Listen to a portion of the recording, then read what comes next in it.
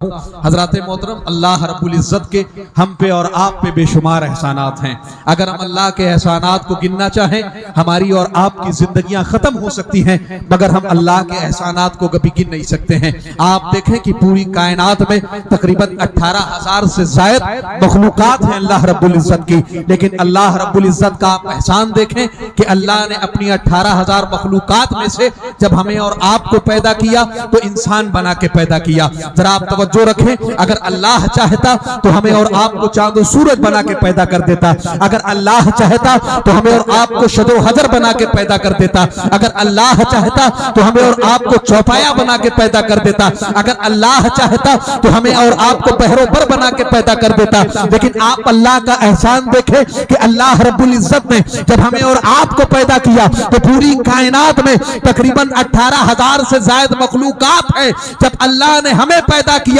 تو اپنی 18,000 مخلوقات میں سے جو مخلوق سب سے افضل ہے، جسے انسان کہا جاتا ہے، انسان بنا کے پیدا کیا۔ واہ سبحان اللہ۔ آپ دیکھیں کہ اللہ کا کتنا احسان ہے ہم پہ کہ اللہ نے ہمیں اور آپ کو انسان بنایا ہے۔ اگر آپ کو سمجھ میں نہیں آیا ہو کہ اللہ کا ہمیں اور آپ کو انسان بنانا اللہ کا کتنا بڑا فضل ہے تو ذرا آپ ایک مثال سے سن لیں۔ اللہ کے بہت بڑے ولی گزرے ہیں جن کو دنیا حضرت بایزید بستامی کے نام سے جانتی ہے۔ ان کے بارے میں علماء فرماتے ہیں کہ جب یہ اپنی گلی سے نکلتے آپ کی گلی میں ایک کتا رہتا تھا جو حضرت بایزید بستامی کو دیکھ کر کے بھونکا کرتا تھا۔ آپ توجہ رکھیں، جب یہ کتا حضرت بایزید کو دیکھ کر کے بھونکتا، علماء نے لکھا ہے، آپ کی سمان حیات میں لکھا گیا ہے کہ جب یہ کتا حضرت بایزید کو دیکھ کر کے بھونکتا، جیسے ہی یہ کتا حضرت بایزید کو دیکھ کے بھونکتا حضرت بایزید رونے لگتے۔ کئی مرتبہ ایسا ہوا، ایک مرتبہ آپ کے مریدوں نے، آپ کے چاہنے والوں نے، آپ کے ماننے والوں نے آپ سے پوچھا کہ جب یہ کتا آپ کو دیکھ کر کے بھونکتا ہے تو آپ رونے کیوں لگتے ہیں؟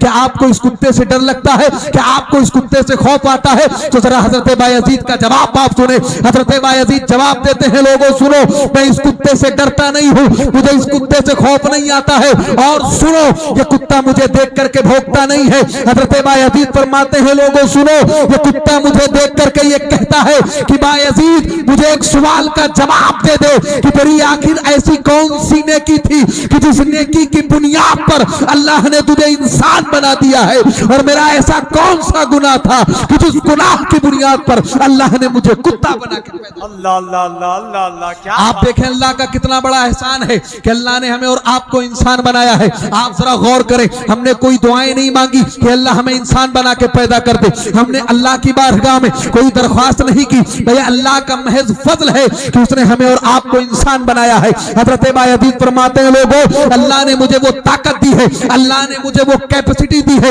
اللہ نے مجھے وہ چھمتا دی ہے کہ میں اس کتے کی زبان کو سمجھتا ہوں۔ یہ کتا مجھ سے یہ کہتا ہے کہ بایزید آخر تیرا ایسا کون سا عمل تھا کہ جس عمل کی بنیاد پر اللہ نے تجھے انسان بنا دیا، اور میرا ایسا کون سا گناہ تھا کہ جس گناہ کی بنیاد پر اللہ نے مجھے کتا بنا کے پیدا کر دیا۔ حضرت بایزید فرماتے ہیں، لوگوں پھر یہ کتا مجھے جواب دیتا ہے کہ بایزید اس میں تیری نیکیوں کا کوئی کمال نہیں ہے، اس میں تیری عبادتوں کا کوئی دخل نہیں ہے، یہ تو محض اللہ کا فضل ہے کہ اس نے اپنے فضل سے تجھے انسان بنایا ہے اور مجھے کتا بنا کے پیدا کر دیا ہے۔ حضرت بایزید فرماتے ہیں، لوگوں یہ کتا مجھ سے کہتا ہے، بایزید اللہ نے تمہیں انسان بنایا ہے، یہ اللہ کا اتنا بڑا احسان ہے کہ اگر تم اس نعمت کے بدلے میں اپنی پیشانی کو سجدے میں رکھ کے قیامت تک اللہ سے دعا کرتے رہو، اللہ کی عبادت کرتے رہو، تو اللہ کے صرف ایک احسان کا بدلہ کہ اس نے تجھے انسان بنایا ہے تم ادا نہیں کر سکتے ہو۔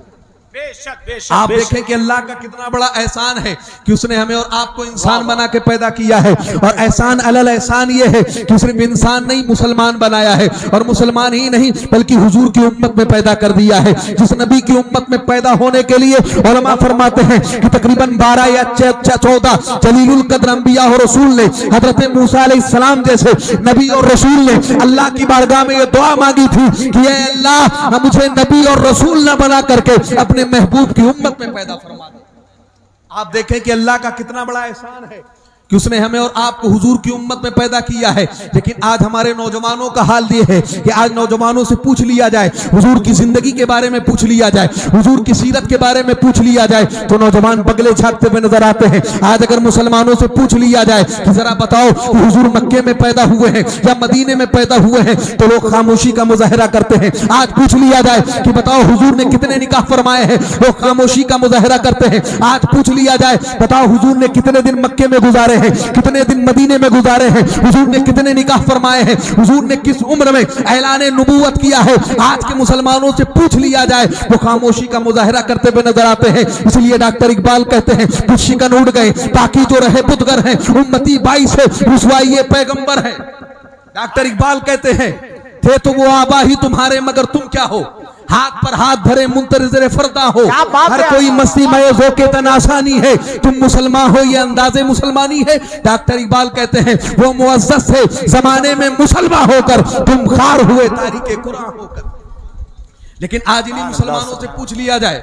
آج ذرا اٹھا کے پوچھ لیا جائے، آج کسی کرکٹر کی زندگی کو پوچھ لیا جائے تو وہ بتاتے ہوئے نظر آئیں گے۔ آپ دیکھیں ابھی ورلڈ کپ کا میچ چل رہا ہے، کسی نوجوان سے پوچھ لیا جائے وہ آپ کو بتاتا ہوا نظر آئے گا کہ آج فلاں ٹیم کا فلاں ٹیم سے میچ تھا، وہ آپ کو بتاتا ہوا نظر آئے گا کہ فلاں کھلاڑی نے آئی پی ایل میں اتنی سینچری ماری ہے، فلاں مووی اس وقت ہٹ ہوئی ہے اور فلاپ ہوئی ہے۔ لیکن اسی نوجوان سے اگر حضور کی زندگی کے بارے میں پوچھ لیا جائے تو پگلے جھانکتے ہوئے نظر آتے ہیں، خاموشی کا مظاہرہ کرتے ہوئے نظر آتے ہیں اور یہ کہتے ہوئے نظر آتے ہیں کہ افسوس ہمیں حضور کی زندگی کے بارے میں کچھ نہیں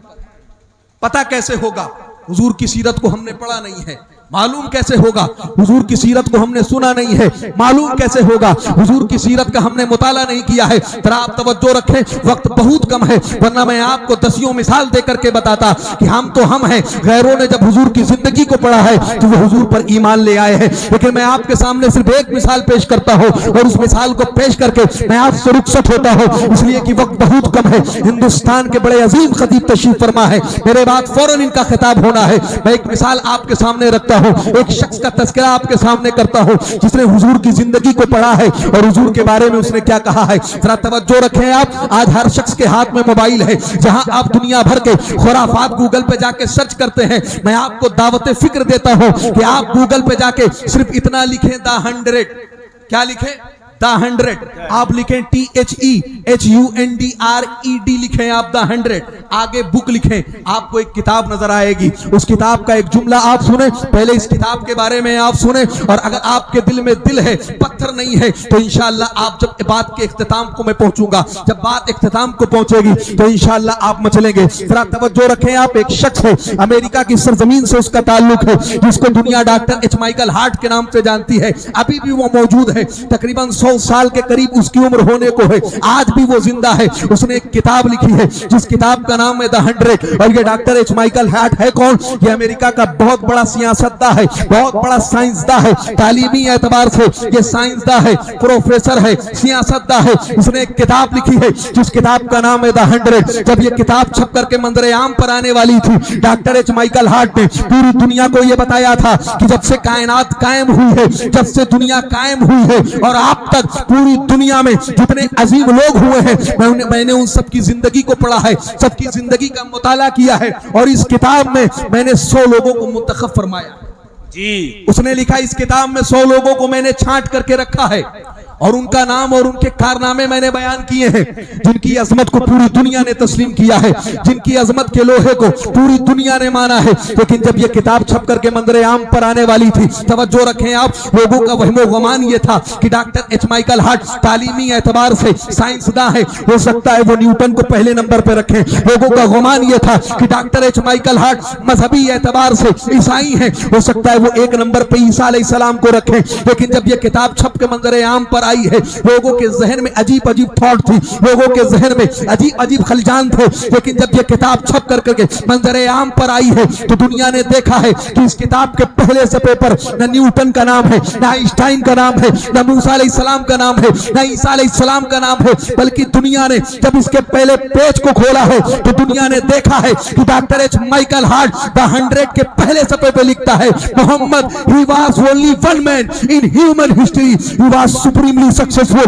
on both levels, religious and secular. Doctor H Michael Hart लिखता है कि पूरी दुनिया में, पूरी कायनात में, मेरी नजरों में जो जात सबसे ज्यादा मजहबी और समाजी एतबार से सबसे ज्यादा कामयाब हुई है, उस जात को, मुसलमानों के रहनुमा को मोहम्मद रसूलुल्लाह के नाम से जाना जाता है। वाह वाह वाह सुभान अल्लाह सुभान आज आप जाके सर्च करके देखें, द 100 आप लिखें, ये जुमला आपको मिलेगा। डॉक्टर एच माइकल हार्ट का ये जुमला आज भी मौजूद है कि Mohammad he was only one man in human history, he was supremely successful on both levels, religious and secular. लोगों ने डॉक्टर एच माइकल हार्ट से पूछा कि तुमने जनाबे मोहम्मद रसूलुल्लाह को पहले नंबर पे क्यों रखा, मुसलमानों के पैगंबर को पहले नंबर पे क्यों रखा, हालांकि तुम मजहबन ईसाई हो, होना तो यह चाहिए था, इसका तकाजा तो यह था कि तुम अपने नबी को पहले नंबर पे रखते, तुम तालीमी एतबार से साइंसदां हो, चाहिए तो ये था कि तुम न्यूटन के कारनामों की वजह से उसको पहले नंबर पे रखते। तो डॉक्टर माइकल हार्ट ने पूरी दुनिया को ये चैलेंज दिया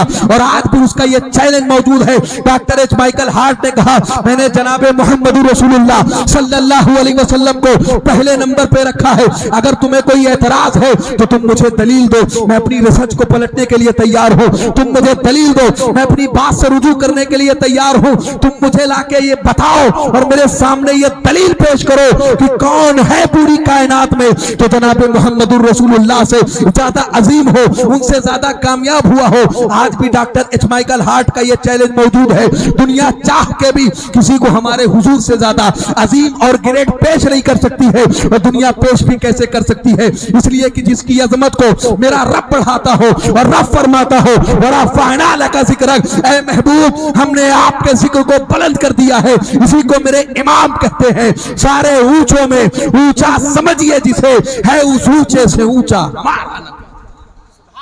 बस मैं आपको दावत फिक्र देके जाता हूं, पढ़ें अपने नबी की जिंदगी को। इंशाअल्लाह कभी वक्त मिला तो मैं दसियों मिसाल आपके सामने पेश करूंगा कि लोगों ने हुजूर की जिंदगी को पढ़ा है और वो ईमान लाते हुए नजर आ रहे हैं। लोगों ने हुजूर की सीरत को पढ़ा है, सिर्फ सीरत को पढ़ के वो हुजूर पर ईमान लाते हुए नजर आ रहे हैं। लेकिन आज मुसलमानों को चाहिए ये कि हुजूर की जिंदगी को पढ़ें, हुजूर की सीरत को अपनी जिंदगी के सांचे में आप ढालें, अपने आप को हुजूर की जिंदगी के सांचे में आप ढालें। इंशाअल्लाह आप जिंदगी में भी कामयाब होंगे, आखिरत में भी कामयाब होंगे। बस मैं शेर के साथ अपने खिताब को समेटता हूं कि माना की जमीन को गुलजार न कर सके, कुछ खार तो कम कर गए, गुजरे जिधर से हम, वमा अलैना इल्लल बलाग। अस्सलाम वालेकुम। बहुत अच्छा हजरत, माशाअल्लाह सुभान।